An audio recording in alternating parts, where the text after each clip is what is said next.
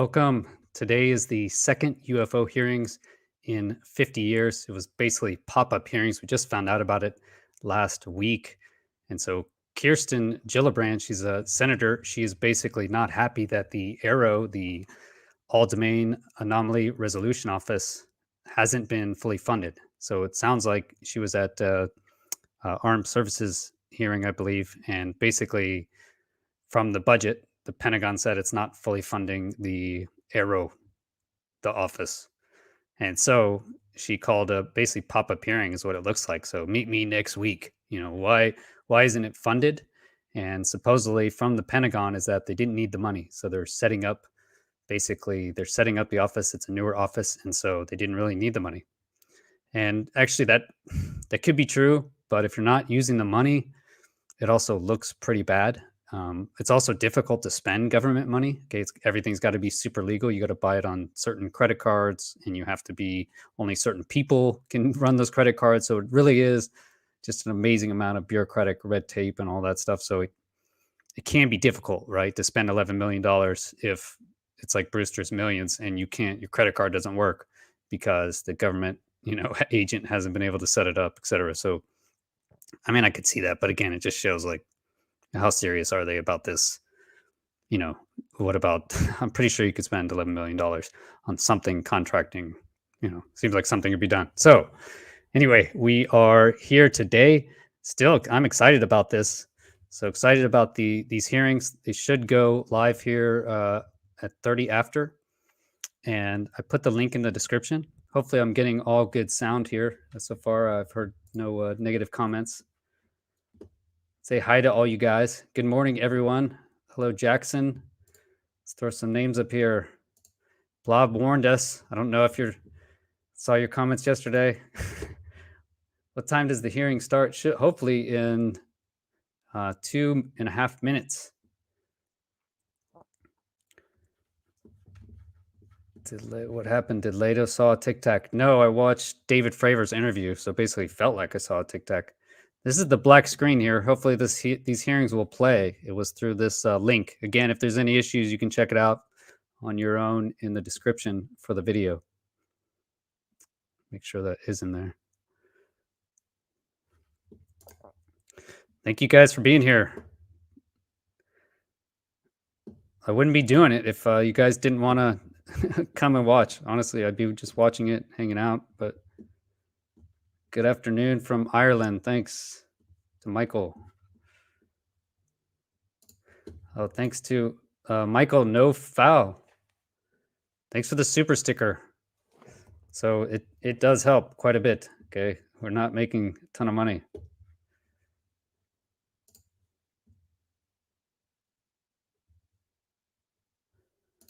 Watching the hearing. Thanks, Phil. Glad you're here. Yeah, good afternoon to Dean. Hi from Canberra. Cool. Australia's an amazing place. It most likely probably will be an anticlimactic hearing. Thank you, A. Harris. You demand as well. Hopefully. Greetings from UK. Watching while working. Is it? Yeah, can't put up the subtitles, can it?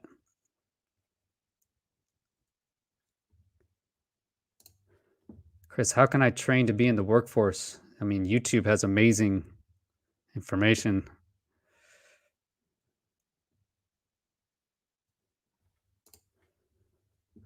Thank you, Dan. Yeah, it's stressful doing live TV, right? Like if this thing doesn't go on here. Last time it didn't work fully. It's a pain. Wow, 924 people. Wow. It's quite high. Thanks everybody for being here. Thank you, Anthony. Definitely. Any predictions before the hearing starts? First prediction is, do you think the hearings will actually start on time? My guess is not. Let's go, Joseph. Let's go, Mumphy3. Fighting Falcon driver. Back to basics. Are you a Fighting Falcon driver? That's pretty cool. We call it the Viper, I guess. Copenhagen. Hello to Copenhagen. Thanks for being here. Almost 1,000 people. Wow. A lot of interest in these hearings. Evening from Yokohama. Evening, Paul. Thanks for being here. The Isle of Wight in the UK. Quite cool. Wow, over 1,000 people. Did not expect that, guys. Thank you. And a lot of excitement. Good afternoon from India. Okay, hand, purple, blue, peace. That's some code. Sounds cool.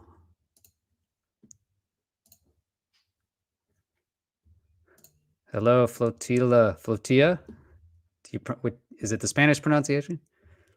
Good morning to Washington State. Oh, thank you guys for the super stickers. Thank you, Duds. How do I show this? Yeah, last time I didn't.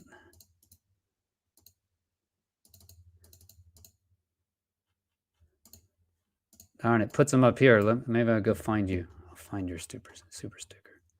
There we go. Okay, there, I got it. I figured it out. Thank you, Frogazon Button UP, and some other ones I'd missed as well. They're late.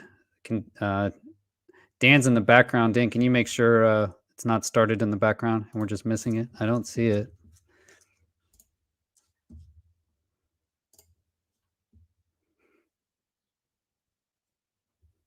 Huh, okay, so it is. Let me restart this window. It hasn't started. It hasn't started, so don't panic.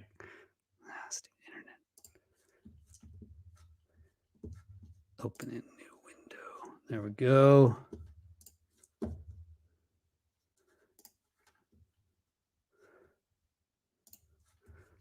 Okay, it's gonna work. Sweet.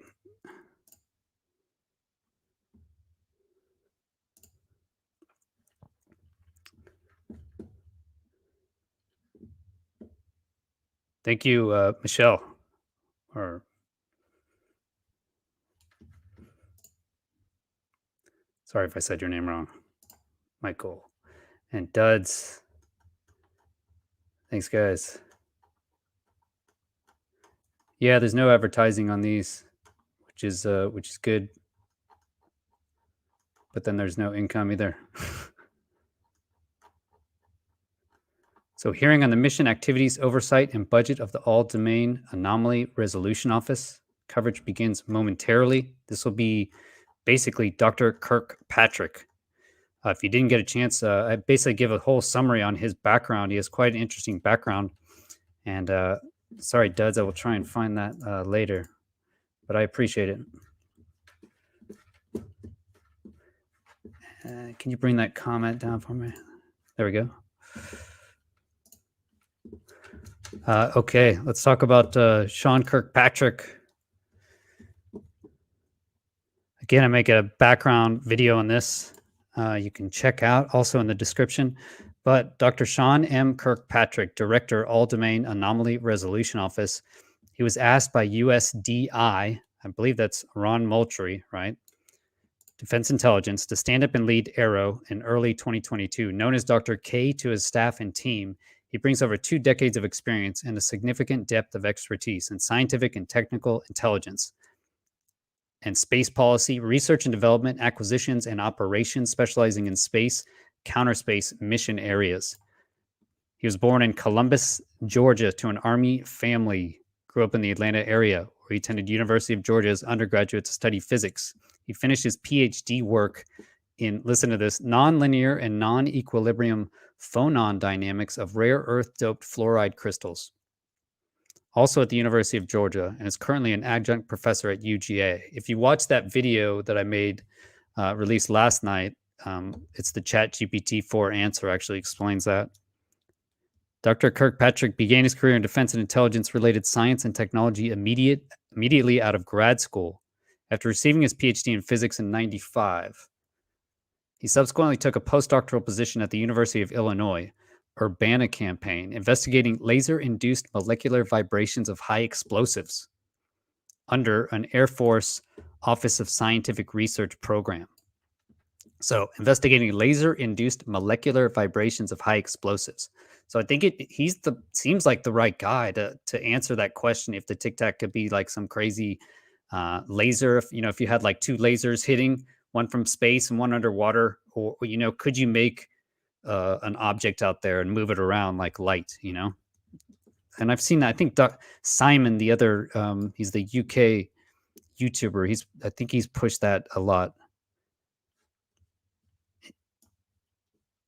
In 96, he was offered, this is Kirkpatrick, a National Research Council fellowship at the U.S. Naval Research Laboratory in Washington, D.C., investigating novel solid-state lasers. Yeah, and Dan, please keep checking in case this thing is hung up. It should be working. But for the Department of the Navy. In 97, Kirkpatrick was recruited by the Air Force Research Laboratory to build an ultra-fast laser physics lab to investigate nonlinear optics, novel ultra-fast spectroscopic methods, and nonlinear micro-nano fabrication techniques for the Air Force. That's pretty cool. So he spent just a couple years doing a fellowship at the U.S. Naval Research Laboratory in D.C., and then he was recruited by AFRL. Thanks again, guys. Thank you to Brian Shirley. Thank you much, mate. And Assassin's Greed. Let's see. Chris, look up UFO or lighting ball. Let's see. Got it here. Thank you, Brian. UFO or lightning ball. Insane sighting caught in Ohio Legend Valley ASAP. Been analyzing UFO footage since 98. This is crazy. Okay, cool. Dan, if you can just help me out, write that down. Dan's my research assistant. Danny Overton, he was in the last video as well. It's been awesome having him. Okay, so he wrote that down. Cool. So in 97 until 2003, so the next 5 years, so he gets out of grad school after his PhD, and then he for 5 years, he works on ultra-fast laser physics to investigate nonlinear optics and novel ultra-fast spectroscopic methods. Spectroscopy is basically how they use to determine what all these other planets are made out of. Basically, what we found is if you basically every material will put off a certain frequency of light, either when it's burned or when lights hit it. I don't know. We would use a spectroscoper. I don't know what the actual device is called, but in chemistry, basically, to figure out what materials are, you get a little sample of grams, and then you put it in this machine. I believed it burned it, basically cooked it, and then it gives out a spectrograph, which tells you the frequencies, and you can determine what elements are in there. So this would be novel, ultra-fast spectroscopic methods. So you could like immediately spectroanalyze something. That's pretty cool. Spectrometer. There we go. Mass spectrometry. There it is. It's been a while. In 2003, Kirkpatrick was offered a program manager position in the National Reconnaissance Office, the NRO, and converted to CIA in 2005. So that's when he went to the CIA. Okay, so he was in the CIA starting 2005, and then in 2007, 2 years later. So it doesn't say what his position there was. This is the NRO, National Reconnaissance Office. So I think they run all the satellites and everything. So that's interesting. And then he converted over to the CIA. So satellite stuff, basically. 2007, then he spent 2 years there. We don't know doing what. 2007, he was assigned as chief technology officer in a joint CIA DIA program office, where he later became division chief as a DIA officer. In 2010, he was asked to serve as the space control portfolio manager for the Deputy Assistant Secretary of Defense, Space and Intelligence Office of the Secretary of Defense. Okay, so he basically was the chief technology officer in a CIA DIA program office. That's interesting.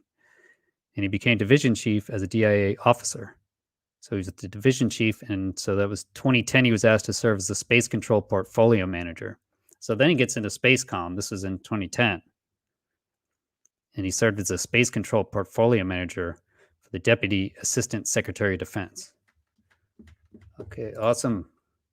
Thank you, Stephen. Really appreciate it, guys. I think I missed another one. And Juan Magana, thank you for keeping your empirical approach to the phenomenon. Yeah, thank you guys for keeping me on that path, Still only human. If you work for the Air Force, he's tainted. That's kind of a good point. Okay, and then in 2012, he returned to DIA, Defense Intelligence Agency. It's a small, I guess I don't know that much about it. I believe it's the intelligence agency, much smaller, that gets all the information from all the other ones and then briefs the president. That's what I understood. But okay, I'm not an expert in that, all the bureaucracy. In 2012, he returned to DIA and served as the Defense Intelligence Officer for Scientific and Technical Intelligence, serving as the Department of Defense's counterpart to the National Intelligence Manager for Science and Technology until 2016. So that was 4 years. Towards the end of his tenure, Dr. Kirkpatrick served on special assignment to the Principal Deputy Director, National Intelligence, leading the intelligence community's support to the Joint Interagency Combined Space Ops Center. I don't even know what that means. Principal, look at these sentences. Kirkpatrick served on special assignment to the Principal Deputy Director, National Intelligence. Is that a noun? Principal Deputy Director, National Intelligence. Okay, leading the intelligence community's support to the Joint Interagency Combined Space Operations Center. So basically the Joint Combined Space Operations Center. And then after that, basically until his current assignment, he served a variety of no-fail roles. I didn't know what this was. I'm curious if any of you guys know what a no-fail role is, including Deputy Director of Intelligence, U.S. Strat Command Director, National Security Strategy, National Security Council, Deputy Director of Intelligence. So a lot of different things. Okay.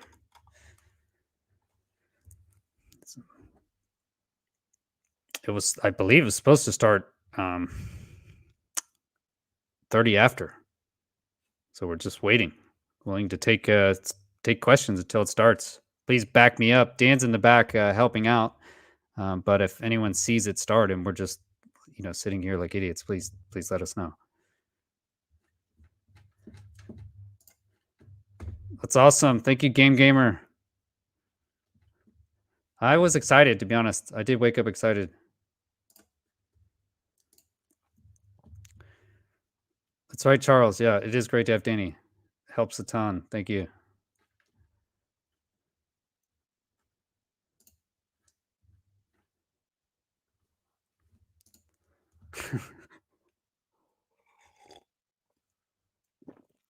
It's kind of BS, right?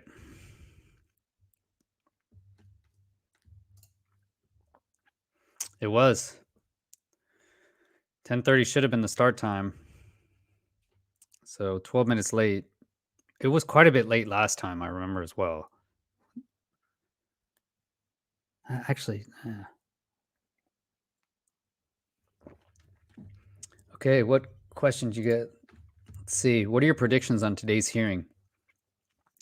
I haven't reviewed actually what they're going to talk about, but I know the basic premise is that Kirsten Gillibrand is not happy that McCord at the Pentagon said they don't need the money.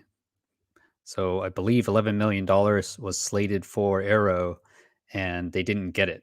And so it can be difficult to spend that money if you don't need it necessarily. A lot of times, well, sometimes in the government, all you need is the people, right? You really just, at least you need the people. So that's probably their main objective at this time, is getting all the people moved there. And normally it doesn't cost money. We don't pay other people in the government. They just make people leave. They just tell people to move, and it sucks. That's why so many people leave. Yeah, so basically, I think it'll be around that, is why didn't they fund it? And what have they done? I'm hoping that's what they're going to be asking. It would be great to have a lot of amazing, awesome questions, from Chris Mellon or Lou Elizondo. So we'll see, but I'm not sure.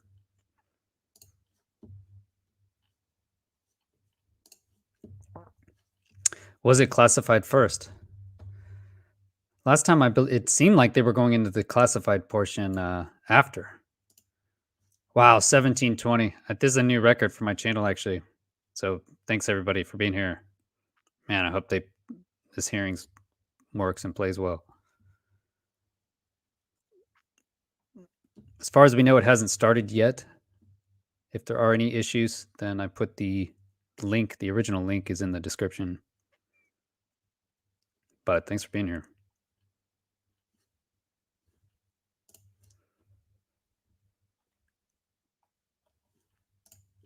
Oh, the Starship launch. I'm so stoked.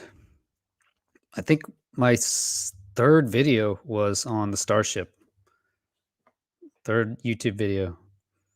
Yeah, can't believe it. It's just going to revolutionize. Your cost to send something to low Earth orbit, right? 1 kilogram to low Earth orbit right now is $2,000. I think the lowest I saw was $1,700 for 1 kilogram.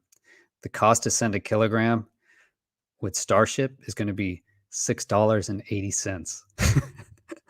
It goes from $1,600 a kilogram to $6. That would be the price. I mean, that's going to be insane. If Starship works, and it certainly could, it's going to blow everything out of the water. And it would be amazing they'll need tests. They'll need test loads. Maybe we can fashion together some sort of satellite. It doesn't need to be that good. It doesn't need to get to orbit or even come back. It just needs to, while it's in orbit, not, explode. Malfater, just want to support my favorite UAP YouTuber and Tony Hawk lookalike. Love your channel. Yeah, thank you. That's amazing. Yeah, favorite UAP YouTuber. I appreciate it immensely. And thanks for the money. Certainly appreciate it. And the Tony Hawk, that video, the balloon shoot down short I made, I think it's like my angle. I think we have equally big noses or cracked noses or something. So from certain angles, even my son was like, Dad, you look like Tony Hawk. I mean, it's because we joke about it. Raphael, your channel was posted on a pinned thread on the AARO UFO sub, Chris. That's how I got here. Awesome. Yeah, thanks to whoever shared it. That's great. Okay, closed hearings are after. That's how they did it last time. That's what I was expecting. So then why are they late? I mean, it's like two people. You needed Kirsten there, and you needed Kirkpatrick. They should have just done like a live stream on StreamYard. Awaiting aliens, welcome. I'm in Blighty Chris, so we are used to waiting. Money. Okay, this is from Roar the Wizard. Follow you from Sweden. My mother did encounter 3 UFOs in 80s in Norway, Lofoten. Yeah, Hestelin Lights is pretty famous as well. Be pretty amazing to get up there. John Boyer, let's go. Definitely. 1,900 people. That is a new record for sure, without a doubt. Wow. Man, and there's just going to be more hearings to come. It's going to be so awesome. I've only heard rumors. That's no moon. It's the Death Star watch. Oh, man. That would be ironic. Well, I don't know if ironic's the right word. Stephen Greer.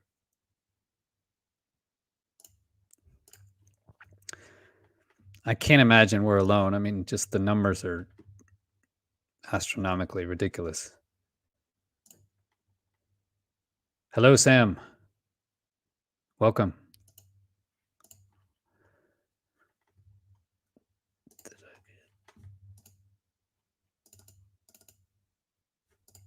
I'm trying to find Frederick Lopez. Thank you. Here from Reddit. Beam me up, baby.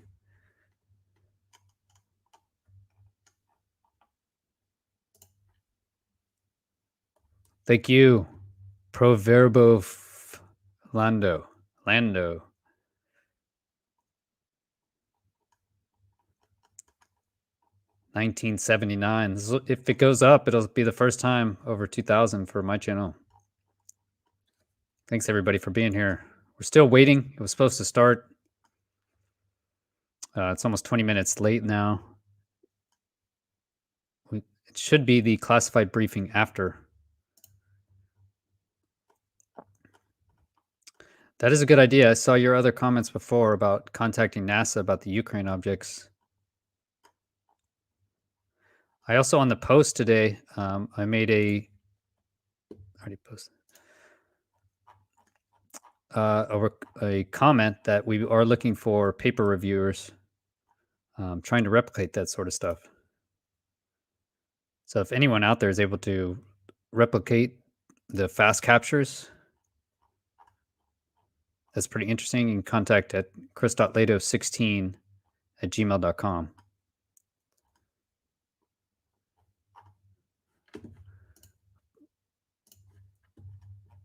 Okay, hopefully these hearings come. What else do we have here? Okay, so this was from just 39 minutes ago.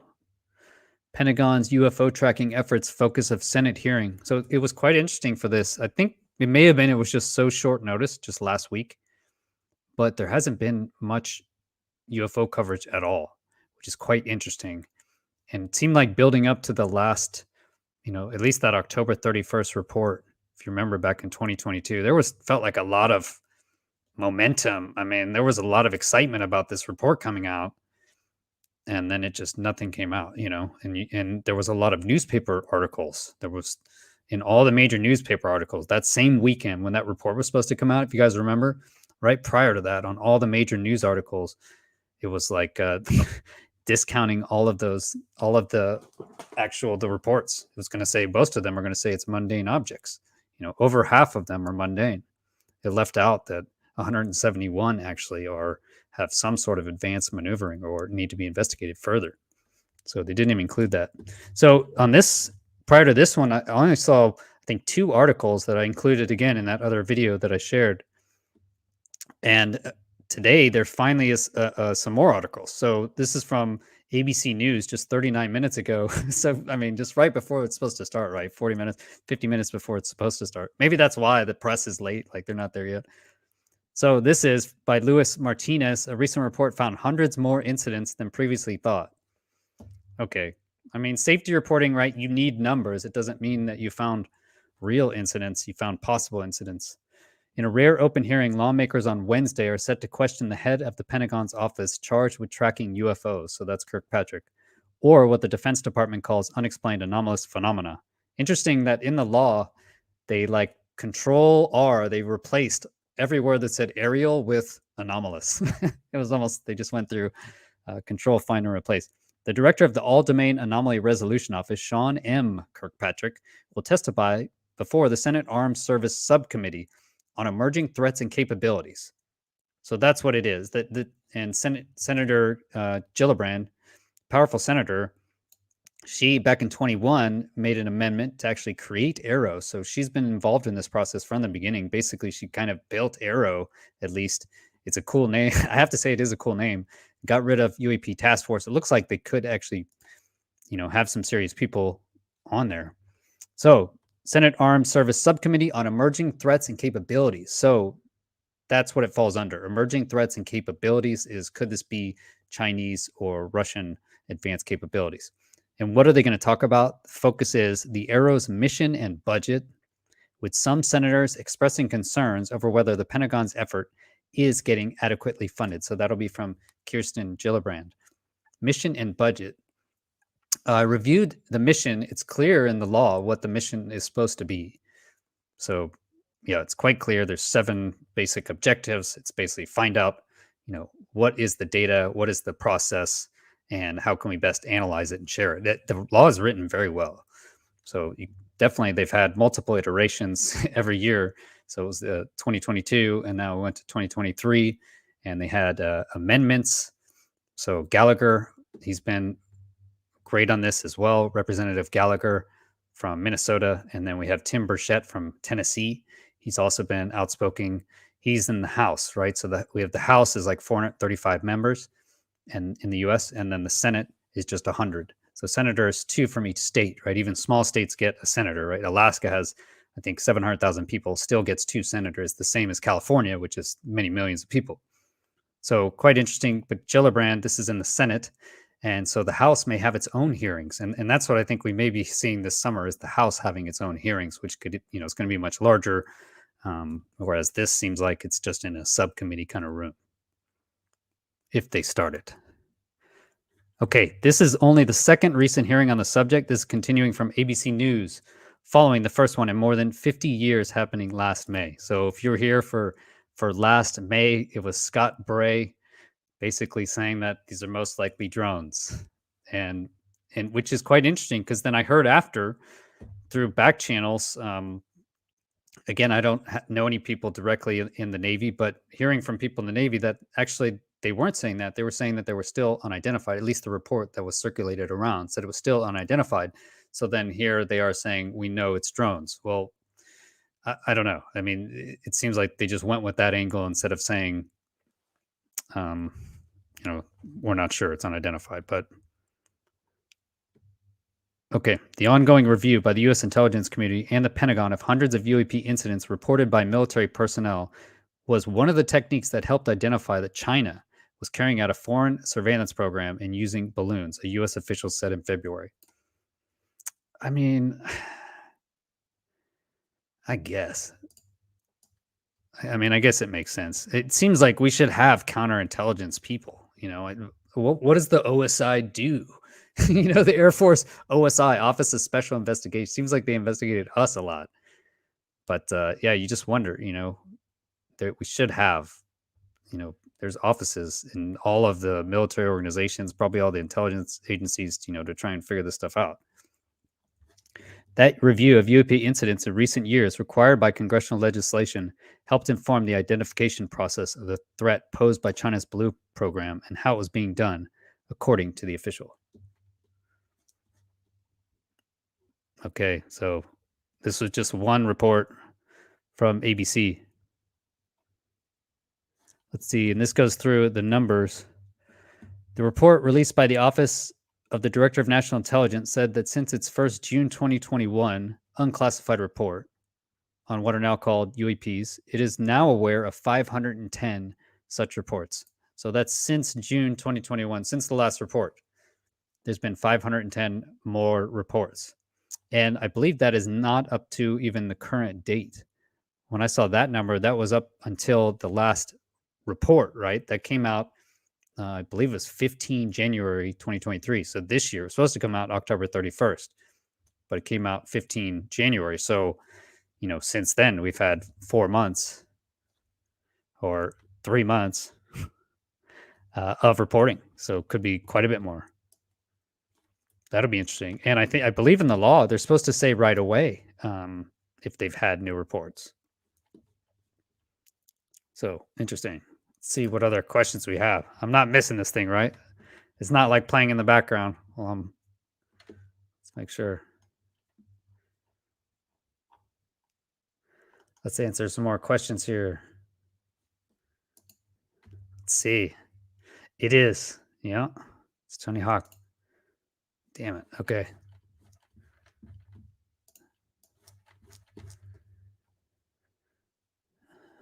All right. I closed it.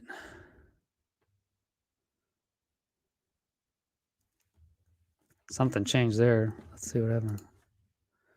No.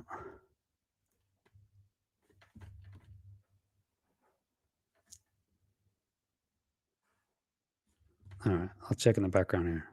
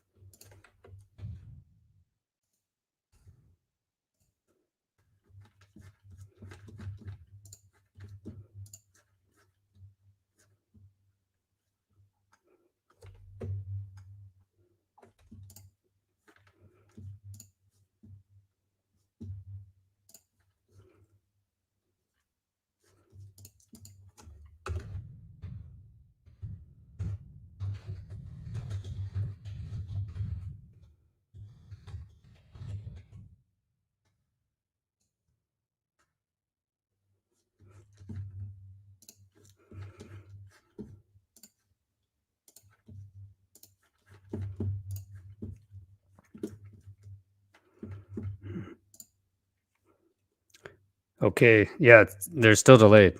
So it turns out it sounds like it may be delayed because of the closed hearing. I can't tell. I got a few emails. Thanks for your emails, guys.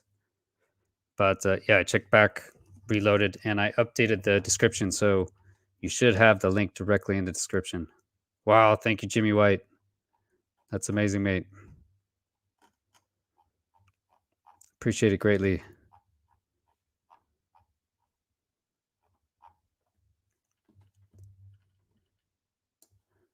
Okay, we'll keep going. Great to have you guys. This is by far a record on my channel. Hi, Pete H. Thank you, Danny. Keep it coming. Yeah, 2253. That is a record for sure. So we're basically going through the news. Let's see if there's any more news now. When I checked this morning, there was no articles. It was just the same articles. And then ABC News just got one out an hour ago. 10 minutes ago, watched live Pentagon to testify at UFO hearing. Apparently they knew 10 minutes ago. Pentagon UFO chief, this is from today. So that was 2 hours ago.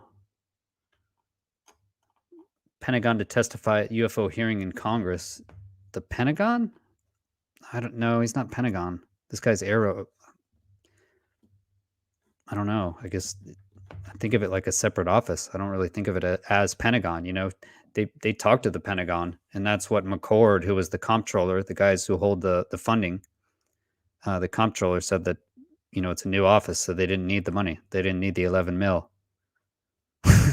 They couldn't do anything with it with $11 million. So didn't see that. Let's see what else we have.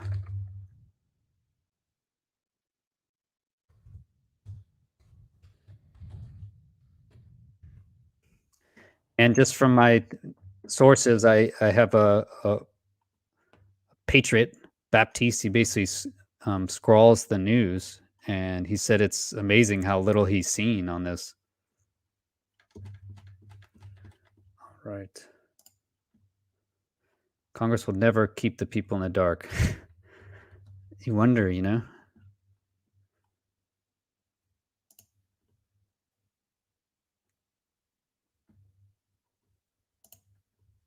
Earth is so messed up with egotistic leaders that now only hope is alien intervention.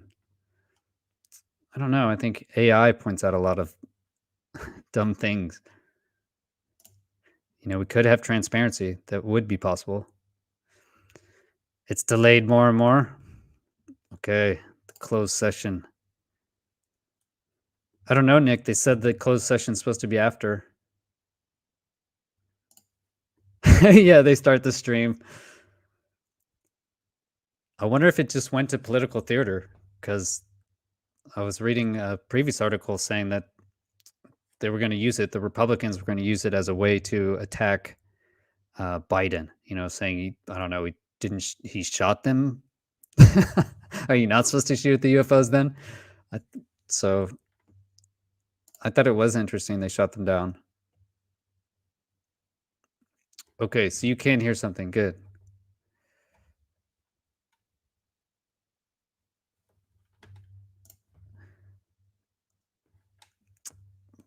I wish. That would be so awesome.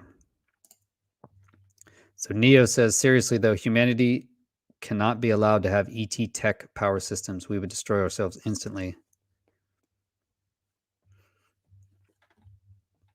That is an interesting thought. It also could be because of the House oversight hearing being televised about Afghanistan, but who knows? This is on a separate, like its own web page, but maybe. Okay, Bert is getting his beer. Feels like waiting for a favorite sports game to start. It's cool, right? To get excited about something else that's live, that's not sports. The space launch, that's amazing. But those things, yeah, hopefully this starts, but it's hard to tell with Starship. Yeah, Starship, it was close, right? But hopefully tomorrow, another chance. Put you guys over here. This will be better. Where can we watch live? Hopefully here. Um, can you guys see? You should be seeing committee hearing channels right now on the screen.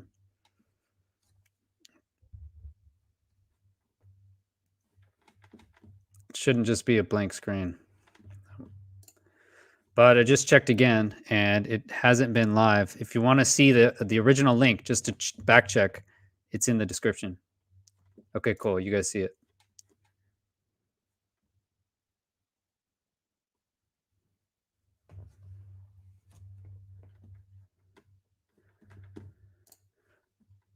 Gonna stream the Starship launch. It's not normally my I'm gonna definitely watch it, but streaming is tough. There's so many YouTubers already.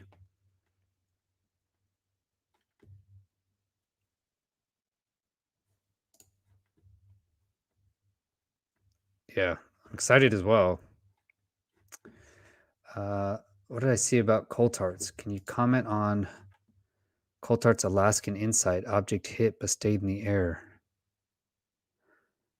Okay. Well, my analysis on that is that, right, you like in the movies, I did a Top Gun Maverick review. If you guys haven't seen that, it's a fun video. I launched it last year when we launched our crypto project. I thought it would be this amazing launch, and it just bombed, you know. But I worked on a lot. It's an interesting video.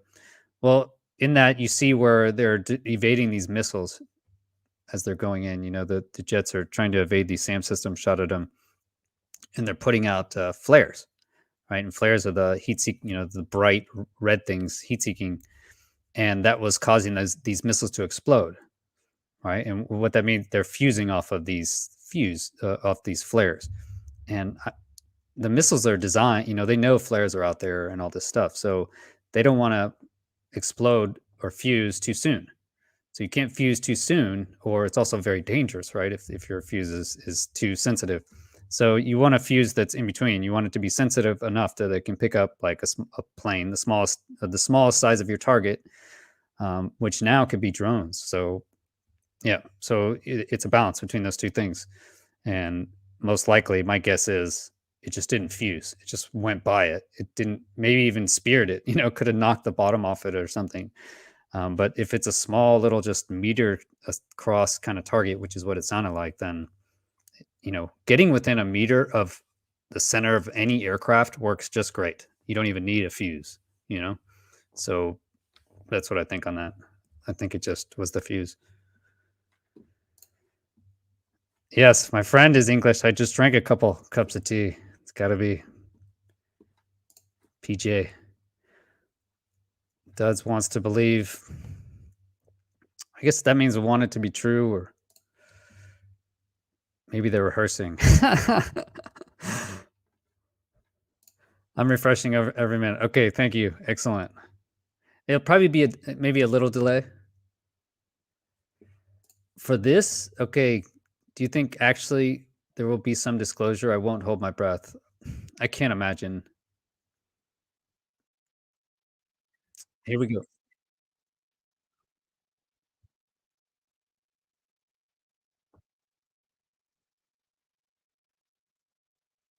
Good, Tom.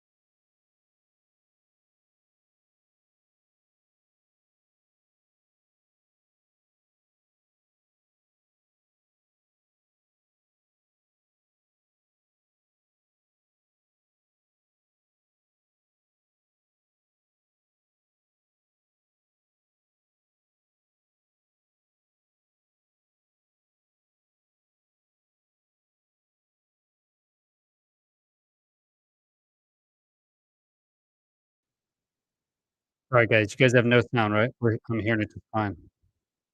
Let me figure it out.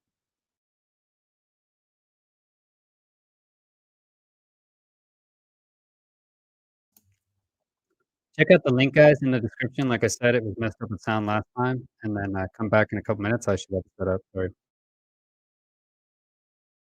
Okay, sound is on. I hear sound is on.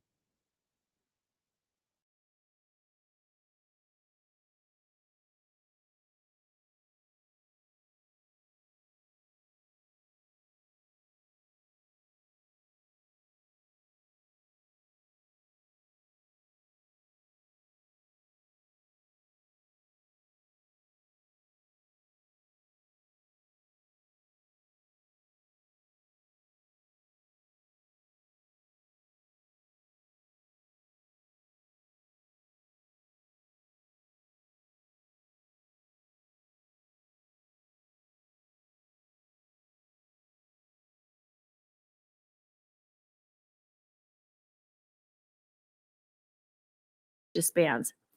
In the fiscal year 2023 National Defense and Intelligence Authorization Acts, Congress established a direct reporting chain from the AARO Director to the Deputy Secretary of Defense. The role of the Office of the Undersecretary of Defense for Intelligence and Security is limited to providing administrative support. We need to know how this direction is being implemented. UAP are frequently observed flying in extremely high or very low speeds and come in various sizes and shapes. During the recent shootdowns over North America, DoD disclosed that filters on radar systems were adjusted to allow for detection and tracking of diverse sets of objects for the first time. While opening the aperture can overload the real-time analytic process, we cannot keep turning a blind eye to surveillance data that is critical to detecting and tracking UAP. We need to know whether Dr. Kirkpatrick can achieve the necessary control over sensor filters and the storage and access to raw surveillance data to find UAP anomalies. Finally, one of the tasks Congress set for AARO is serving as an open door for witnesses of UAP events or participants in government activities related to UAPs to come forward securely and disclose what they know without fear of retribution for any possible violations of previously signed non-disclosure agreements. Congress mandated that AARO set up a publicly discoverable and accessible process for safe disclosure. While we know that AARO has already conducted a significant number of interviews, many referred by Congress, we need to set up a public process and we need to know where that effort stands. With that, I'd like to turn to Senator Ernst for her opening statement. Thank you, Madam Chair, and thank you, Dr. Kirkpatrick, for your testimony today. I'll keep these remarks very brief so that we have maximum time for your briefing. The recent downing of the Chinese surveillance balloon and 3 other objects underscores the need for domain awareness. Adversaries like China and Russia are working to hold U.S. interests, including our homeland, at risk. That's why your testimony is so important. And I so look forward to a progress update on the establishment of your office. As members know, your office evolved from the Navy-led Unidentified Aerial Phenomena Task Force to the All-Domain Anomaly Resolution Office, known as AARO. Dr. Kirkpatrick, your extensive background in science and technology, research and development, and space makes you well-suited to discuss these emerging challenges. My priority is that we understand the full range of threats posed by our adversaries in all domains. That is what the Joint Force needs to be prepared to fight and win in defense of our nation. This committee needs to know about Chinese or Russian advanced technology programs to exploit our vulnerabilities. And it needs to know whether your office, along with the IC, has detected potential Chinese or Russian capabilities to surveil or attack us. Finally, we need to ensure efficient interagency coordination. Multiple elements of the DoD and IC own a piece of this mission. To add value, AARO's efforts cannot be redundant with others. Thank you again. We look forward to your testimony. Dr. Kirkpatrick, you can give your testimony. Thank you, Chairwoman Gillibrand, Ranking Member Ernst, distinguished members of the subcommittee. It's a privilege to be here today to testify on the defense's efforts to address unidentified anomalous phenomena. First, I want to thank Congress for its extensive and continued partnership as the department works to better understand and respond to UAP in an effort to minimize technical and intelligence surprise. Unidentified objects in any domain pose potential risks to safety and security, particularly from military personnel and capabilities. Congress and DoD agree that UAP cannot remain unexamined or unaddressed. We are grateful for sustained congressional engagement on this issue, which paved the way for the DoD's establishment of the All-Domain Anomaly Resolution Office in July of last year. Though AARO is still a young office, the spotlight on UAP in recent months underscores the importance of its work and the need for UAP to be taken seriously as a matter of national security. All leadership that I've had the pleasure of working with, whether DoD, IC, DOE, civil, scientific, or industrial, view Congress as a critical partner in this endeavor. AARO has accomplished much in the last 9 months since it was established. The AARO team of more than 36 experts is organized around 4 functional areas: operations, scientific research, integrated analysis, and strategic communications. In the 9 months since AARO's establishment, we've taken important steps to involve and improve UAP data collection, standardize the department's UAP internal reporting requirements, and implement a framework for rigorous scientific and intelligence analysis, allowing us to resolve cases in a systematic and prioritized manner. Meanwhile, consistent with legislative direction, AARO is also carefully reviewing and researching the U.S. government's UAP-related historical record. AARO is leading a focused effort to better characterize, understand, and attribute UAP, with priority given to UAP reports by DoD and IC personnel in or near areas of national security importance. DoD fully appreciates the eagerness from many quarters, especially here in Congress and in the American public, to quickly resolve every UAP encountered across the globe from the distant past through today. It's important to note, however, AARO is the culmination of decades of DoD, intelligence community, and congressionally directed efforts to successfully resolve UAP encountered first and foremost by U.S. military personnel, specifically Navy and Air Force pilots. The law establishing AARO is ambitious, and it will take time to realize the full mission. We cannot answer decades of questions about UAP all at once, but we must begin somewhere. While I assure you that AARO will follow scientific evidence wherever it leads, I ask for your patience as DoD first prioritizes the safety and security of our military personnel and installations in all domains. After all, a UAP encountered first by highly capable DoD and IC platforms, featuring the nation's most advanced sensors, are those UAP most likely to be resolved by my office, assuming the data can be collected. If AARO succeeds in first improving the ability of military personnel to quickly and confidently resolve UAP they encounter, I believe that in time we will have greatly advanced the capability of the entire United States government, including its civilian agencies, to resolve UAP. However, it would be naive to believe that the resolution of all UAP can be solely accomplished by the DoD and IC alone. We will need to prioritize collection and leverage authorities for monitoring all domains within the continental United States. AARO's ultimate success will require partnerships with the interagency, industry partners, academia, and the scientific community, as well as the public. AARO is partnering with the services, intelligence community, DOE, as well as civil partners and across the U.S. government to tap into the resources of the interagency. The UAP challenge is more an operational and scientific issue than it is an intelligence issue. As such, we are working with industry, academia, and the scientific community, which bring their own resources, ideas, and expertise to this challenging problem set.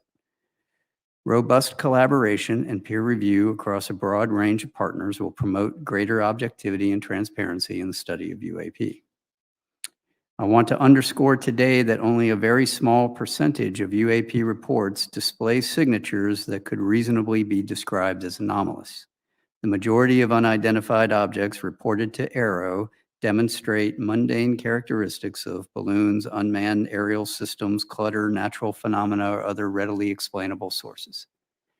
While a large number of cases in our holdings remain technically unresolved, this is primarily due to a lack of data associated with those cases.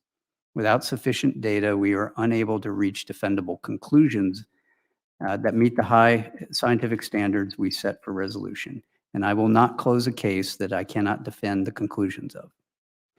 I recognize that this answer is unsatisfying to those who in good faith assume that what they see with their eyes, with their cameras, and with their radars is incontrovertible evidence of extraordinary characteristics and performance. Yet time and again, with sufficient scientific quality data, it is fact that UAP often, but not always, resolve into readily explainable sources. Humans are subject to deception and illusions, sensors to unexpected responses and malfunctions, and in some cases, intentional interference. Getting to the handful of cases that pass this level of scrutiny is the mission of AARO. That is not to say that UAP, once resolved, are no longer of national security interest, however. On the contrary, learning that a UAP isn't of exotic origin, but is instead just a quadcopter or balloon, leads to the question of who is operating that quadcopter and to what purpose. The answers to those questions will inform potential national security or law enforcement responses. AARO is a member of the department's support to the administration's Tiger Team effort to deal with stratospheric objects such as the PRC high-altitude balloon. When previously unknown objects are successfully identified, it is AARO's role to quickly and efficiently hand off such readily explainable objects to the intelligence, law enforcement, or operational safety communities for further analysis and appropriate action. In other words, AARO's mission is to turn UAP into SEP, somebody else's problem. The U.S. government, the DoD and the IC in particular, has tremendous capabilities to deal with those encountered objects. In the wake of the PRC HAB event, the interagency is working to better integrate and share information to address identifiable stratospheric objects, but that is not AARO's lane. Meanwhile, for the few cases in all domains, space, air, and sea, that do demonstrate potentially anomalous characteristics, AARO exists to help the DoD, IC, and interagency resolve those anomalous cases. In doing so, AARO is approaching these cases with the highest level of objectivity and analytic rigor. This includes physically testing and employing modeling and simulation to validate our analyses and underlying theories, then peer reviewing those results within the U.S. government, industry partners, and appropriately cleared academic institutions before reaching any conclusions. I should also state clearly for the record that in our research, AARO has found no credible evidence thus far of extraterrestrial activity, off-world technology, or objects that defy the known laws of physics. In the event sufficient scientific data were ever obtained that a UAP encountered can only be explained by extraterrestrial origin, we are committed to working with our interagency partners at NASA to appropriately inform U.S. government's leadership of its findings.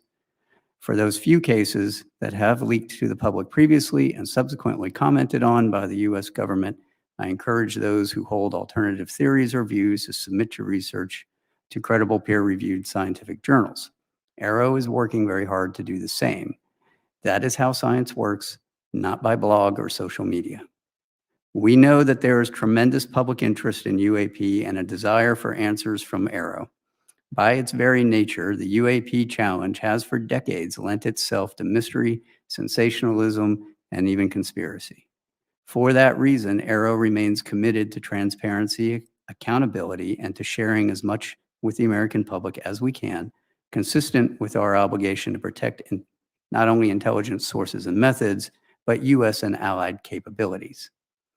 However, AARO's work will take time if we are committed to do it right. It means adhering to the scientific method and the highest standards of research integrity. It means being methodical and scrupulous. It means withholding judgment in favor of evidence. It means following the data where it leads, wherever it leads.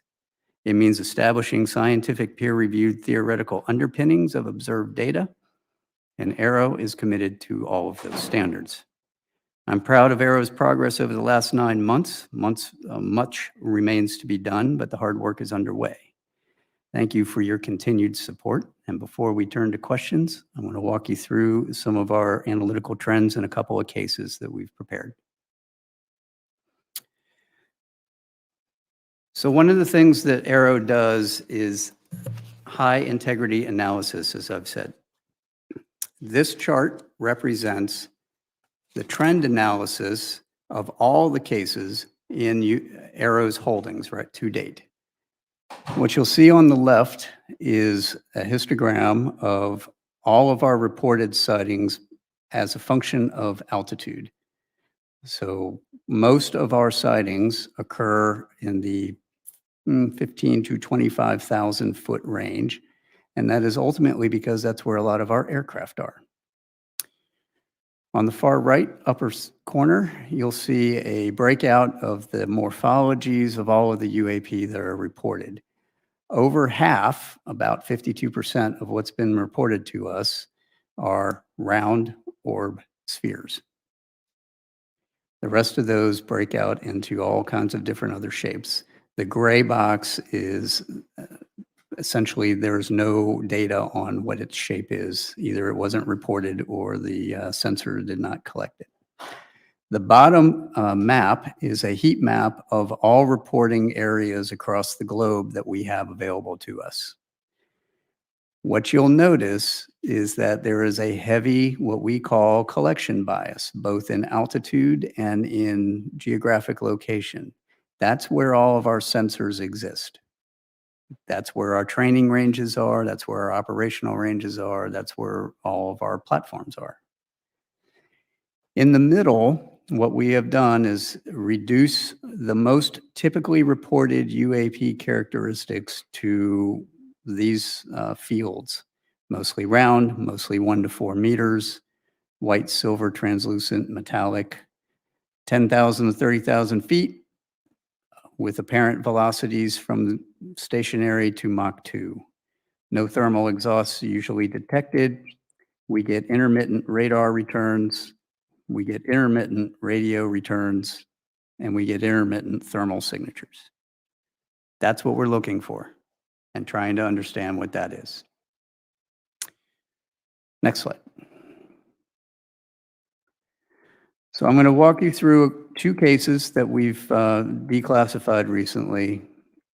This first one is an MQ-9 in the Middle East, observing that blow up, which is an apparent spherical object via EO sensors. Those are not IR. If you want to go ahead and click that and play it, you'll see it come through the top of the screen. There it goes. And then the camera will slew to follow it. You'll see it pop in and out of the field of view there. This is essentially all of the data we have associated with this event from some years ago. It is going to be virtually impossible to fully identify that just based off of that video. Now, what we can do and what we are doing is keeping that as part of that group of 52% to see what are the similarities, what are the trends across all of these, do we see these in a particular distribution, do they all behave the same or not? As we get more data, we will be able to go back and look at these in a fuller context. How are we going to get more data? We are working with the Joint Staff to issue guidance to all the services and commands that will then establish what are the reporting requirements, the timeliness, and all of the data that is required to be delivered to us and retained from all of the associated sensors. That historically hasn't been the case, and it's been happenstance that data has been collected. Next slide. This particular event, South Asia MQ-9, looking at another MQ-9, and what's highlighted there in that red circle is an object that flies through the screen. Unlike the previous one, this one actually shows some really interesting things that everyone thought was truly anomalous to start with. First of all, it's a high-speed object that's flying in the field of regard of 2 MQ-9s. Second, it appears to have this trail behind it, all right, which at first blush, you would think that looks like a propulsion trail. In reality, if you want to play the first slide, we'll show you what that looks like in real time, our first video. So we're looking at that. There it goes. Why don't you play it again and then pause it halfway through? Right there. All right, if you might be able to see that trail there behind it. That's actually not a real trail. That is a sensor artifact each one of those little blobs is actually a representation of the object as it's moving through. And later in the video, as the camera slews, that trail actually follows the direction of the camera, not the direction of the object. We pulled these apart frame by frame. We were able to demonstrate that that is essentially a readout overlap of the image. It's a shadow image, right? It's not real. Further, if you later follow this all the way to end, it starts to resolve itself into that blob that's in that picture in the top left, right? And if you squint, it looks like an aircraft because it actually turns out to be an aircraft. Go ahead and put that on. So you'll see the tail sort of pop out there. And so what you're looking at is, this is in the infrared, this is the heat signature off of the engines of a commuter aircraft that happened to be flying in the vicinity of where those two MQ-9s were at. Why am I showing you this? So the first one that I showed you, we don't have resolved yet, right? That is an unresolved case we are still studying. This one we can resolve. But this is the kind of data that we have to work with and the type of analysis that we have to do, which can be quite extensive when you have to pull these apart frame by frame. Further, we're now matching all of this with the models of all of those imaging sensors so that I can say, I can recreate this. I can actually show how the sensor is going to respond. All of these sensors don't necessarily respond the way you think they do, especially out in the world and in the field.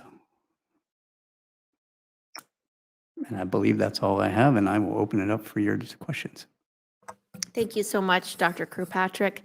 Can you just give us some raw numbers of how many UAPs you've analyzed, how many have been resolved, and sort of in what buckets, and then how many are still left to be resolved? Just an update from your January public report where it was 366 or something, and about 150 were balloons, and about 24 were drones. You know, just give us an update if you have one. Sure. So as of this week, we are tracking over a total of 650 cases. Now, the report in January basically said about half of the ones at that time, about 150, were likely balloon-like or something like that. Mm-hmm. That doesn't mean they're resolved. Oh, I see. Okay, so what? Let me walk everyone through what our analytic process looks like. We have essentially a 5-step process, right? So we get our cases in with all the data. We create a case for that event. My team does a preliminary scrub of all of those cases as they come in, just to sort out, do we have any information that says this is in one of those likely categories? It's likely a balloon, it's likely a bird, it's likely some other object, or we don't know. Then we prioritize those based off of where they are. Are they attached to a national security area?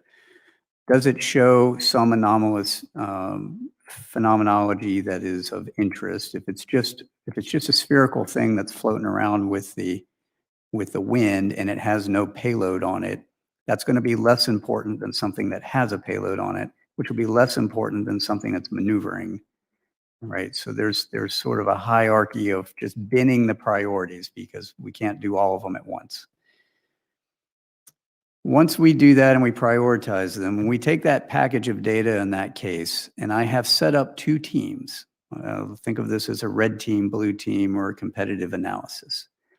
I have an intelligence community team made up of intelligence analysts, and I have an S&T team made up of scientists and engineers and the people that actually build a lot of these sensors, or physicists, because, you know, if you're a physicist, you can do anything, right?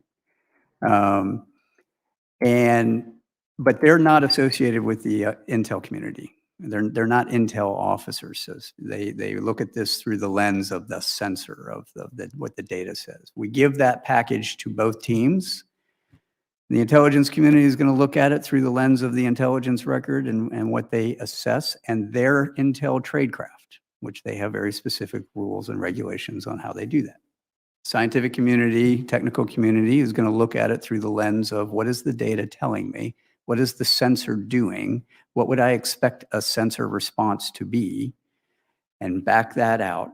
Those two groups give us their answers. We then adjudicate.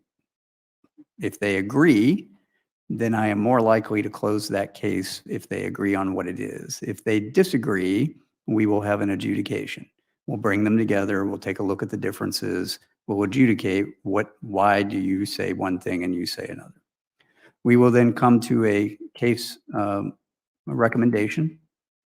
That'll get written up by my team. That then goes to a senior technical advisory group, which is outside of all of those people, made up of senior technical folks and intel analysts and operators from retired out of the community. And they essentially peer review what that case recommendation is. They write their recommendations. That comes back to me.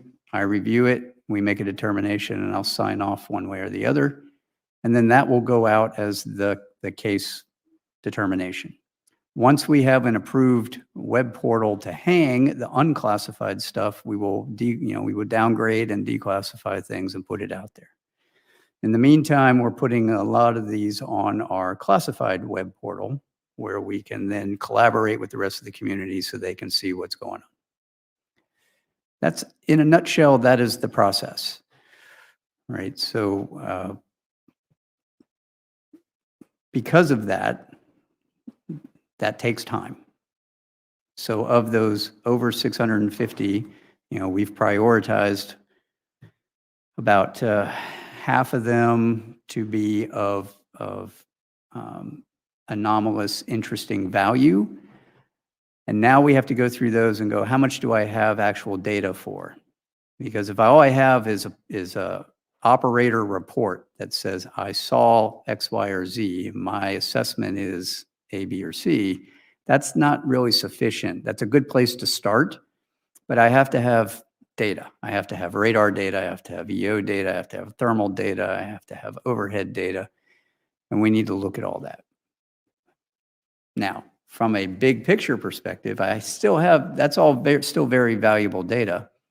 And we're looking at applying a lot of things, new tools, analytic tools like natural language processing. So I can go across all of those reports and look for commonalities. How many of them are being described as round spherical objects that are maneuvering? How many of them are not maneuvering? How many of them seem to have a plume to it or no?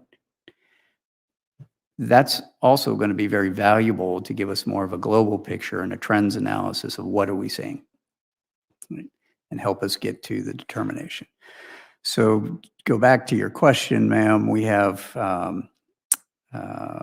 this next quarterly report will be coming out here pretty soon. Our next annual report, you all have given us, moved it up to June, July. We're going to be having that done about that time frame, and we will have we'll be combining a whole number of reports into that one. I think we're currently sitting at around, if I remember correctly, we're around 20 to 30-ish are about halfway through that analytic process. A handful of them have made it all the way out to the other side, gone through peer review. We've got case closure reports done and signed. We're going to get faster as we get more people on board and we get more of the community tools to automate some of the analysis that has to be done. Yeah, thank you, Madam Chair. And Dr. Kirkpatrick, the ODNI annual threat assessment states that China's space activities are designed to erode U.S. influence across military, technological, economic, and diplomatic spheres. Likewise, Russia will remain a key space competitor. In the course of your work, have you become aware of any Chinese or Russia technical advancements to surveil or attack U.S. interests? So that's a great question. Part of what we have to do as we go through these, especially the ones that show signatures of advanced technical capabilities is determine if there's a foreign nexus. That's really hard if what we observe doesn't have a Chinese or Russian flag on the side of it. Now, I think it is prudent to say of the cases that are showing some sort of advanced technical signature, of which we're talking single percentages of the entire population of cases we have. I am concerned about what that nexus is, and I have indicators that some are related to foreign capabilities. We have to investigate that with our IC partners, and as we get evidence to support that, that gets then handed off to the appropriate IC agency to investigate. Again, it becomes an SEP at that point. Yeah, somebody else's problem. Right. Very good. Thank you. Yes. Is it is it possible that the Chinese or Russian advanced technologies could be causing some of these anomalous behaviors? And you said there seems to be some indicators. So just for us today, could you describe potential threat that might exist out there if they are foreign Sure. nexus? In order to do this research appropriately, we have to also be cognizant of what is the state of the art in development across the S&T community. What are the DARPAs of the world doing? What's the horizon scanning of emerging technologies appropriate to this subcommittee? What is happening out there? And if somebody could accelerate that capability, how would that manifest itself and what would it look like? And do those signatures match what we're seeing? Mm-hmm. There are emerging capabilities out there that in many instances, Russia and China, well, China in particular, are on par or ahead of us in some areas. Right. So previously, I used to be the Defense Department's intelligence officer for science and technical intelligence. That was our job, was to look for what does all that look like. And then, my last several years, of course, in Space Command doing space. The adversary is not waiting. They are advancing, and they're advancing quickly.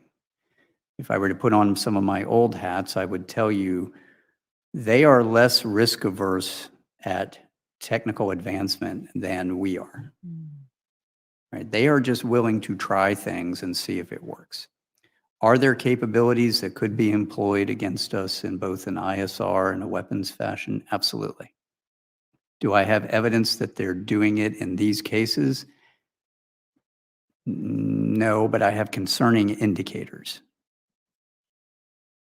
Thank you. I appreciate that. And that is why it's so important that you are working with the intelligence community as well, because you have the science, the data background, but you also need to know from various sources what adversaries may be working on. Is that correct? Okay. Thank you. Thank you very much. Thank you, Madam Chair. Senator Rosen.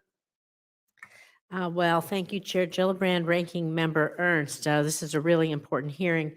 I'd like to thank you, Dr. Kirkpatrick, for your service to the country. And as a former systems analyst myself, I really appreciate your flow chart, the description of the process, and particularly the trends analysis going forward, how that's going to help us. And you talked about language, the large LLMs, the large language models, artificial intelligence. That's really going to help us in the hunt forward. Predictive analysis, I think, to some of your point, what we're worried about. But I want to focus on Nevada because I want to talk about the impact of UAPs on aviation safety. So when it comes to unidentified aerial phenomena, one of my first concerns is really about the safety of Nevada's military aviator. So we have airmen stationed at Nellis Air Force Base, naval aviators flying at Naval Air Station Fallon, and service members from across the world training at the Nevada Test and Training Range. I know you know all this. And unfortunately, the existence of advanced UAPs in the U.S. airspace and over U.S. military installations, not a new phenomenon.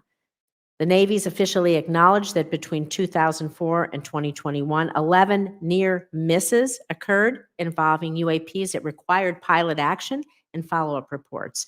As a result, in 2019, the Navy established a protocol for pilots to report on their dangerous encounters. So could you speak to any ongoing efforts within DoD to ensure the safety of our aviators with a potential UAP encounter, and what's your relationship with Northcom, NORAD, Spacecom when it comes to this immediate real-time response, and how they're right there in the moment, right? Absolutely. That's a great question. So let me start with, my relationship with the commands are very good. I just came back from sitting down with General Van Herk and all the J staff out at Northcom a couple weeks ago, talking through exactly what we need to do to help them get their arms around this. We are also working very closely with Joint Staff, and the Joint Staff has just been very outstanding in helping work through policy and guidance issues to the forces and to the services. And I would like to just make sure that we message back to all of the operators the importance of their reporting, and the fact that you're about to get a bunch of new requirements that we're issuing through the Joint Staff on all of the data that we're going to need you to save and report back to us. It is invaluable, and we are working to try to take the most advantage of that to learn what it is that we're trying to mitigate. To get directly to your question, first thing that we're doing is normalizing our reporting, right? We're standardizing our reporting and the requirements associated with that. Guidance from the Joint Staff, I think, goes out maybe this week, maybe next week, that we've been working with them for some months, that does exactly what I just said. It gives them timelines, it gives them requirements, it gives them, here's all the data you have to have, and you got to retain it.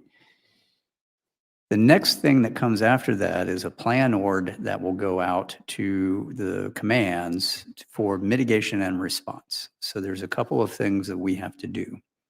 One, I need to work with the commands and with the IC and with our outside of our DoD and IC partners to extend our collection posture targeted at some of these key areas that you saw on that heat map. That have a lot of activity, so that we can turn on extra collection when an operator sees something. So part of this is generating as a response function, in what we call a tactic, technique, and procedure for an operator. When he sees something, calls back to the operations floor, they can turn on additional collection. What does that collection look like? How do I bring all that together so I can get more data on what is that thing?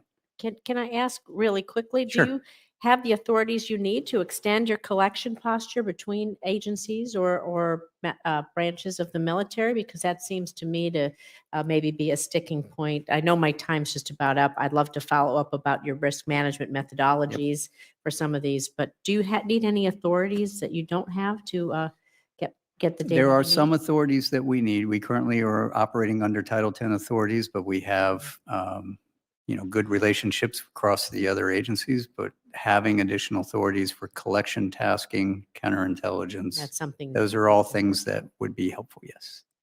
Thank you. To follow up, Dr. Kirkpatrick, will you help us write that language so we can put it in the defense bill this year so that we know what authorities you need? We can do that. Yeah. Thank you.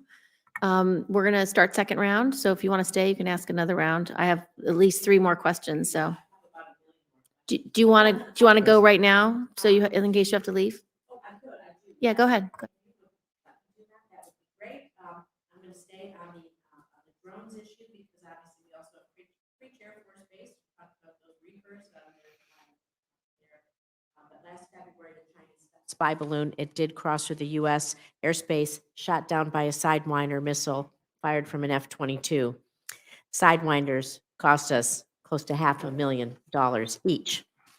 So given the cost of these missiles, the cost per flight, all of these other things, like I said, follow up on the authorities, your methodologies, the data collection. They can help us in other ways. But how do you think we can develop a sustainable, affordable response to UAPs where we need to?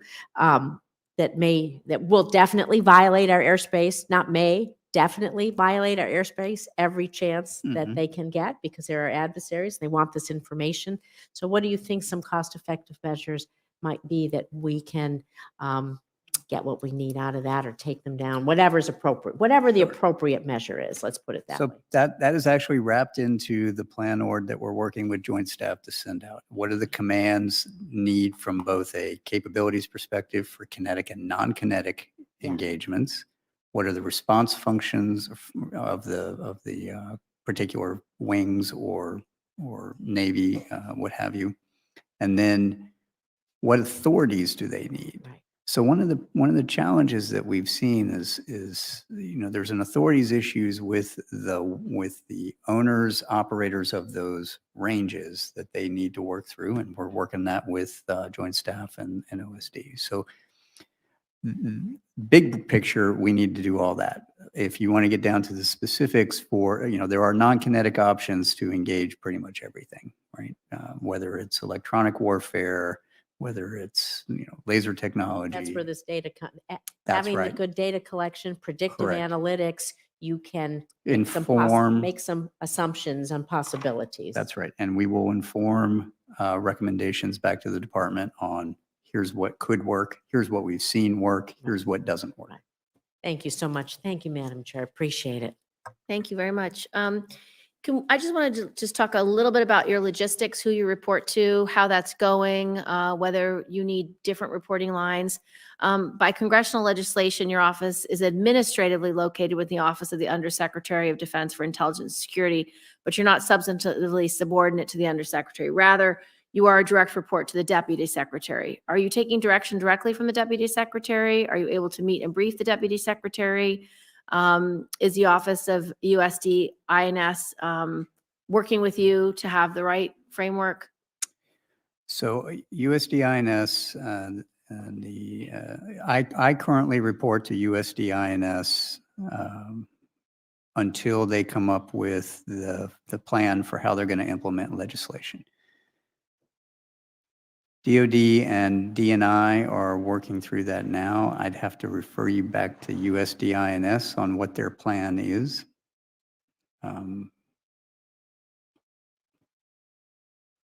Do I need to update your reporting structure in the next defense bill, or is this something that you think will work its way out, or does it need further clarity? I think they're planning on coming back to you with an answer on what that plan is. And I think at that time that will inform what you want to do.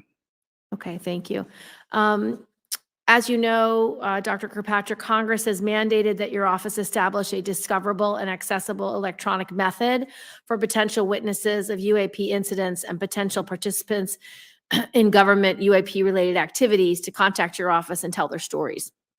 Congress also set up a process whereby people subject to non-disclosure agreements, preventing them from disclosing what they may have witnessed or participated in, could tell you what they know without risk of retribution or violation of their NDAs.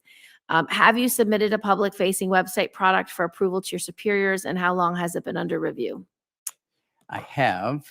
We submitted the first version of that before Christmas. And do you have an estimate from them when they will respond and when you'll have feedback on that? No, I don't. Okay. We will author a letter asking for that timely response to your superiors. When do you expect that you will establish a public-facing discoverable and access portal for people to use to contact your office as the law requires? So I would like to first say thank you all very much for referring the witnesses that you have thus far to us. I appreciate that. We've brought in nearly 24 so far. It's been very helpful. I'd ask that you continue to do that until we have an approved plan. We have a multi-phased approach for doing that we've been socializing and have submitted for approval sometime. Once that happens, then we should be able to push all that out and get this a little more automated. Great. What I would ask, though, is as you all continue to refer to us and refer witnesses to us, I'd appreciate if you do that. Please try to prioritize the ones that you want to do, because we do have a small research staff Yep. dealing with that. Thank you. And then do you have any plans for public engagement that you want to share now that you think it's important that the public knows what the plan is? So we have a number of public engagement recommendations according to our strategic plan. All of those have been submitted for approval. They have to be approved by USDINS. We are waiting for approval to go do that. Okay, I will follow up on that. And then my last question is about the integration of departments, UAP operations, research analysis, and strategic communications. During the recent UAP incidents over North America, it didn't appear that you were allowed to play that role. Do you agree that the public perception is generally that you and your office did not appear to play a major role in the department's response to the detection of objects over North America? What can you tell us that's going on behind the scenes from your perspective? And in the after action assessment process, is there awareness that there is a need to operate differently in the future and a commitment to doing so? When the objects were first detected, I got called by Joint Staff Leadership to come in late one night to review events as they were unfolding and to give them an assessment based on what we knew at that time. I did that, worked with the Director of Joint Staff, the J2 and the J3 that night and over the couple of following days on what are the types of things that we are tracking from an unidentified object perspective, what databases do we use, those sorts of things for known objects, known tracking. Beyond that, the response, I would have to refer you back to the White House for the decision on how they did the response. We did not play a role in what you would respond, other than that initial, advice on what we are seeing and how we are seeing it. Thank you, Madam Chair. Dr. Kirkpatrick, I know that your office has gotten a lot of attention recently. And of course, any new agency, there tends to be a push to increase size and funding. We want to make sure that you're able to meet your goals. But what I also need to ensure is that we're not duplicating or replicating existing functions and creating redundancy within DoD and the interagency. So what steps are you taking right now to make sure that your particular office and function is unique to any of the other agencies that might be involved in these types of cases? Yeah, that's a great question. So I would like to lay down, here's what am I, sort of my mission and my goal and my vision here. So the vision is at some point in the future, you should not need an AARO.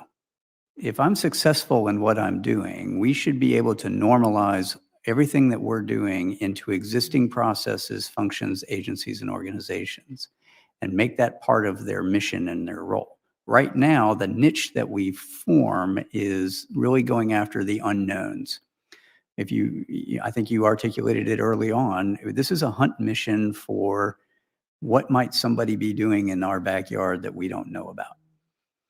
All right, well, that is what we are doing, right? But at some point, we should be able to normalize that. That's why it's so important, the work we're doing with Joint Staff, to normalize that into DoD policy and guidance. We are bringing in all of our interagency partners. So NASA is providing a liaison for us. I have FBI liaison, I have OSI liaison, I have service liaisons. Half of my staff come from the IC. Half of my staff come from other scientific and technical backgrounds. I have DOE. And so what we're trying to do is ensure, again, as I make UAP into SEP, they get handed off to the people that is their mission to go do. so that we aren't duplicating that. I'm not going to go chase the Chinese high altitude balloon, for example. That's not my job. It's not an unknown and it's not anomalous anymore. Now it goes over to them. Right. Very good. Thank you, Madam Chair. I wanted just to follow up on the filters for surveillance. Outside observers have speculated that DoD sets filters on certain sensors to eliminate objects that are moving really fast or slow, because what we are looking for militarily are conventional aircraft and missiles. UAP that doesn't fit into these programs would thereby be weeded out and never noticed. This speculation was proven to be true during the UAP incidents over North America, where DoD publicly acknowledged that we were able to start seeing these UAPs only when we opened up these filters. Obviously, our military operators cannot be overloaded with objects that are not conventional aircraft or missiles. Can you nonetheless make sure that the raw data is being captured and subsequently processed, so that your office knows what's really out there? And is that going to cost money? Will you expect to pay for that money out of AARO's budget? One of the key tenets that we're trying to do in our science plan is understand what those signatures are. So we get all the raw, for example, radar data prior to the scrubbing and filtering to allow it to enter into our weapon systems and our detection systems. We are now taking all that data and cross-correlating it to what pilots are saying they're seeing or other observations from other operators. What that allows us to do is then see if there are any signatures in that data that I can pull out, generate what we'll call automatic target recognition algorithms that allow us to then use that signature associated with a observed UAP, whatever that UAP may be. We will then make those recommendations of what those changes should be back to the department. So the deputy secretary had asked me last October to make those recommendations. What changes do we need to make to radars, to platforms, to detection systems and algorithms to pull on those algorithms and make those changes? That's going to take some time. That's where the research and development comes in, right? It's not instantaneous. Right now, a lot of the, I won't say, a lot of the things that fall outside of the ranges of those filters have been identified by people in the loop, and you can't have people in the loop all the time. It's just not cost effective. So part of our budget is working through what does that look like, and then making those recommendations back to the big program offices for them to put into changes in that acquisition. My last question is about the academic community. Can you give us an update on sort of how you collaborate with the academic community, and whether how the independent study being done by NASA complements AARO's work? Sure. Two questions, so I'm going to try to make it quick. The 1979, Carl Sagan said, extraordinary claims require extraordinary evidence. I would go one step further, and I would say extraordinary claims require not only extraordinary evidence, but extraordinary science. And so how do you do that? You do that with the scientific method, right? And so as AARO is developing and implementing its science plan, it has to do so grounded in a solid foundation of scientific theory across the entire range of hypotheses that have been presented for what UAP are. That range spans adversary breakthrough technology on one hand, known objects and phenomena in the middle, all the way to the extreme theories of extraterrestrials. All of that has physics-based signatures associated with it, whether it's theoretical from the academic community, known from things like hypersonic weapons, or adversary breakthrough technologies, as we've talked about before, or the known objects that we have to go measure. The idea is across that entire range, you have to come up with peer-reviewed scientific basis for all of it. The academic community plays a very big role on the one end of the spectrum. the intelligence community on the other end of the spectrum, and then measurement in the middle. Once I have those signatures identified in validated, peer-reviewed documents, then I have something to point to for all that data. Because all that data is going to match one of those signatures, right? And then I can go, well, it's that and not that, or it's that. And that helps us go through all that.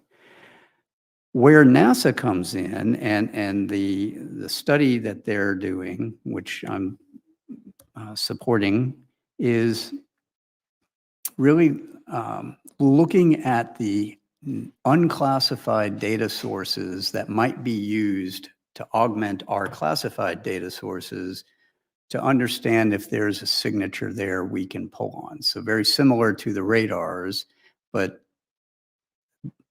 civil capabilities. So for example, we have a lot of climate science satellites, for example, that look at Earth. Lots of them. How many of those is the data valuable in seeing these kinds of objects? The challenge in that is those platforms don't necessarily have the resolution you need. So if you remember the slide I put up there with the trends, the size of the objects we're looking for are typically reported to be 1 to 4 meters.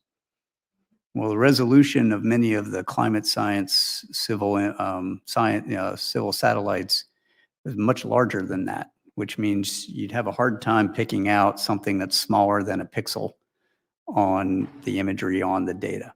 That's not to say all of it's not useful, and there are ways of pulling through that data and going through. That is what NASA is focused on right now. So what are some other data sources that could be used?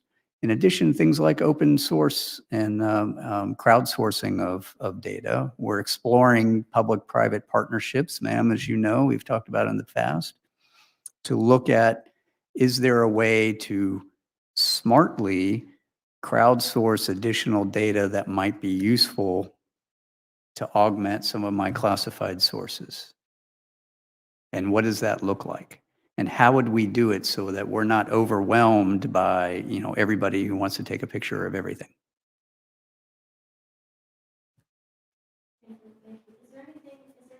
Like to tell the committee before we close? Or do you have another round? Yeah. Do you have anything else you'd like to tell the committee before we close? Thank you very much for allowing us to come and share a little bit of insight into what AARO is up to and what we're doing. I hope to be able to share a whole lot more in the future. We have a lot of work to do. So if you don't hear from me outside, it's because we've got a lot of work to do. Well, thank you so much, Dr. Kirkpatrick. Thank you for the hearing. Thank you.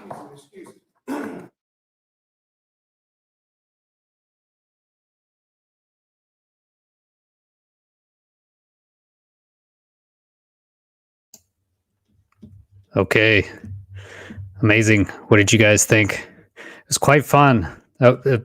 More than a record for me, 3,410 people. That's more people, I think almost double than what I've ever had. So obviously a lot of demand, right? People want to know.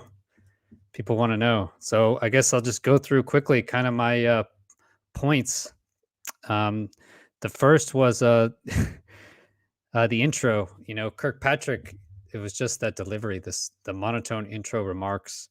That's unfortunate, but otherwise I found him, credible. He's going to be a mainstream scientist. He just co-authored the paper with Avi Loeb, where they talked about, basically Avi Loeb, I believe, wrote it, about could be an interstellar meteor, like a dandelion seed coming off of Oumuamua.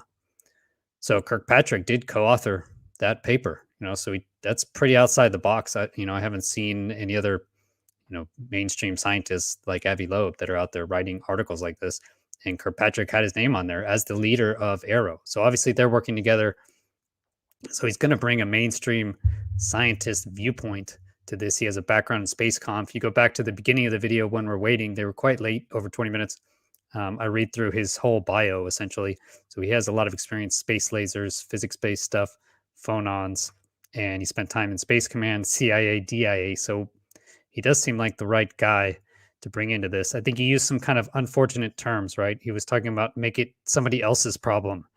And we want to find out the problem. We don't want to make it somebody else's problem. I just thought that was a really negative kind of viewpoint on this, right? We want to do correct science, like real actual science, that those of us in the public who don't trust the government already could be like, well, actually, that's pretty good science. That's what we need, like a transparent, actual scientific effort from the people that have the supposed access, right? He's been in Space Command, so he has all of the top secret clearances, whatever crazy clearances you need to be in Space Command. So it's basically what I expected, and I guess my expectations were just really low. A lot of you guys seemed disappointed, but I was quite happy. Okay, so with what that we got anything. I mean, think about it. We didn't get anything the past, whatever year. Now we get insight into his actual organization, kind of who he is as a person and his viewpoint on this.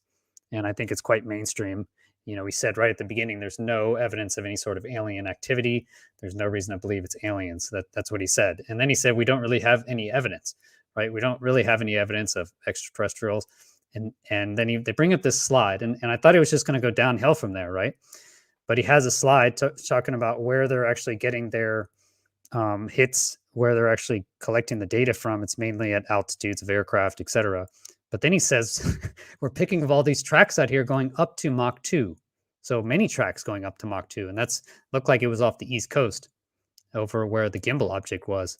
So what do you mean? We have no evidence of anything kind of anomalous or couldn't possibly be extraterrestrial. And then we have this stuff just going Mach 2 over here, all these objects. So that kind of blew me away. It reminded me of Blue Book kind of a little bit, where they put that cover page at the front. It was almost like he was forced to read that, and then he went into his real briefing. That could have maybe been it. Maybe that's why he was reading it so monotone. He's like, had to read this. Because then the next slide was, here's what we have. So I'm definitely going to go back to that first slide and review that one for sure. Those first couple slides with the Mach 2 objects. What is that? It's not a balloon if it's going Mach 2. Mach 2 is 2 times the speed of sound. So quite interesting. Could it be just a weird, phenomenon of the Earth? Yeah, I guess could be. Also, maybe that's what we're catching in Kiev. So anyway, quite interesting. And that's still going on behind the scenes. Next thing I wrote, he went through the process of analyzing. So what are they doing? He said they have 3 dozen people.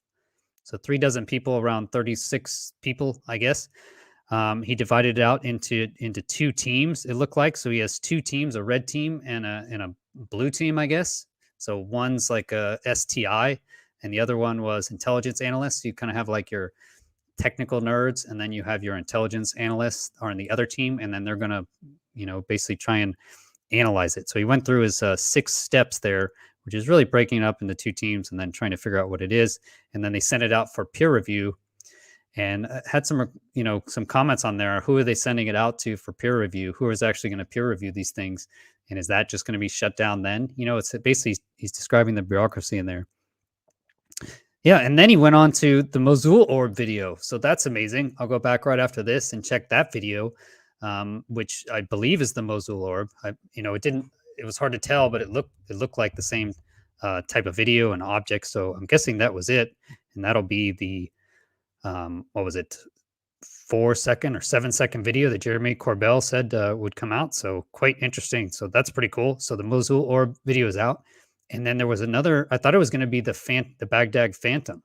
The Baghdad Phantom, it looks like a cruise missile or some sort of missile initially. And what was weird is behind it, there was these little striations. And when I looked at it, honestly, I thought it would be due to the sensor, because just the way it was presented seemed like could just be if you just copied it exactly, the object copied exactly in the same shape.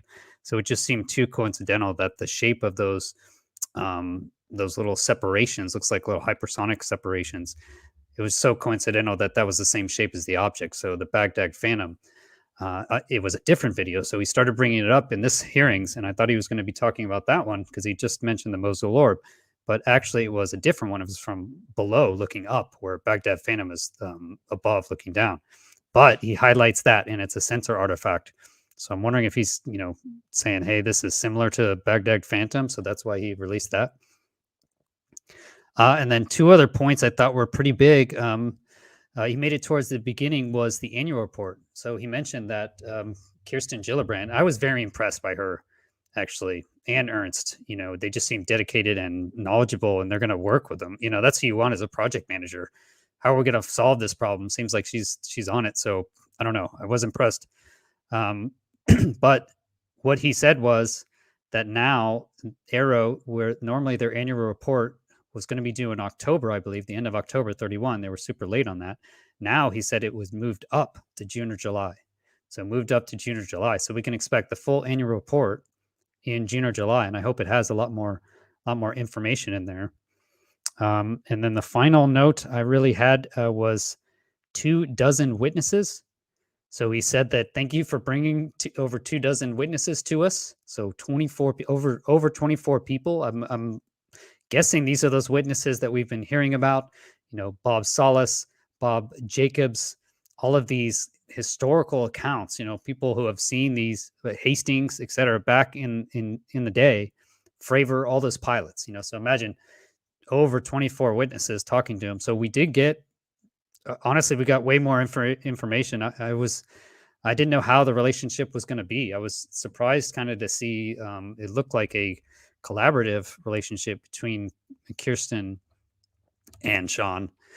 So it looked like they were just working together to make this work. And I kind of assumed going in, it was going to be more of a finger pointing kind of hearings where she would be saying, why aren't you funded? You know, and he would be trying to defend funding. You know, I guess I'm just used to a more military kind of scenario. So I don't know. I would say, I know you guys weren't happy with it, but compared to last hearing, I mean, this is like just orders of magnitude better. And it looks like, again, they're so knowledgeable. So I hope going into the classified briefing here that they could bring up those other questions. You know, they're not going to bring up any nuclear questions on open hearings. That's just never going to happen.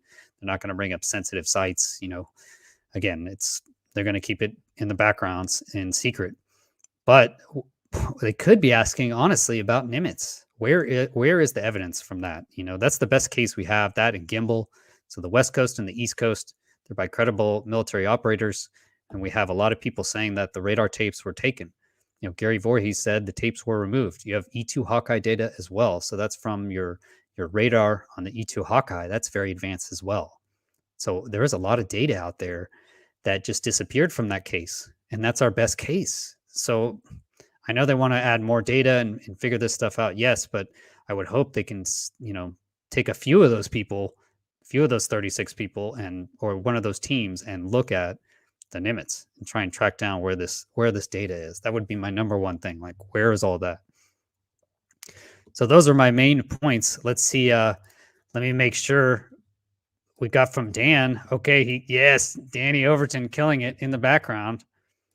So it looks like we have the questions here. We had 650 cases analyzed. That's right. So that was up from 510. So you could say basically from January then to now, you have 140 new cases, half of which have been resolved as balloons, 2 teams, intelligence team, and then goes to scientist and engineers team, and then goes to peer review. Yep. I remember Ernst mentioned 11 near misses. He mentioned filters. DoD sets filters on certain sensors. We're only able to see these balloons when the DoD opened up these filters. So we did see that in the main reporting news. That's kind of the same thing I mentioned before, is if you set the fuse on your missile, if it's too sensitive, then it's dangerous. And anytime you shoot the thing, it's just going to blow up. And also those, you know, flares that you see in the Maverick movie, Top Gun Maverick, could set off an actual fuse. So they're going to make it not that easy to set off, right? It's got to be this, basically you want to make it as just sensitive enough to pick up an aircraft or your target. So kind of the same thing here, but now they've opened it up. So now we'll have raw data. He mentioned also about collaborating with the academic community. Extraordinary claims require extraordinary efforts. He mentioned that.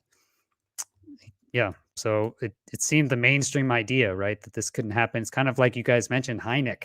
Could this be like Hynek again, where he's brought in just to be the scientific guy that proves that it's not real, and then he gets converted?